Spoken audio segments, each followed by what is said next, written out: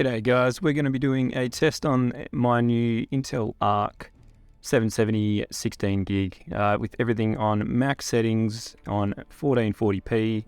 I had to go in and change the texture detail to ultra manually because for some reason it didn't pick up this card as being 16 gig. I don't know if it's just a card that hasn't been added in or not.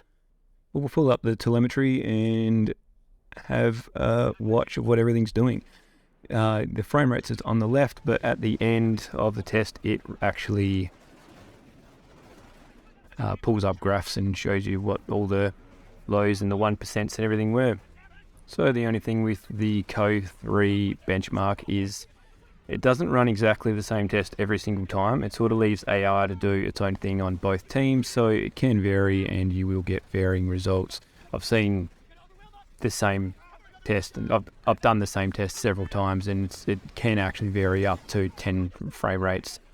So while I did do one of it just running at base and then one slightly overclocked, and it did get about 10% better, I'll take it on face value, and it was just a thing to see how the 770 did.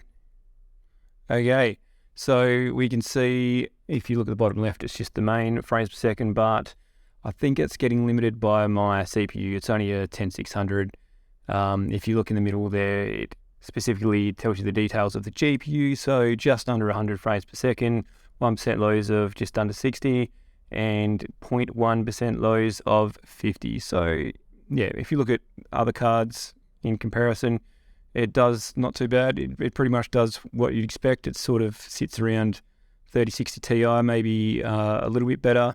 There's not many tests for the 3060 Ti on 1440p on YouTube at the moment. Everything else is on 1080, which obviously would get a lot more frames per second.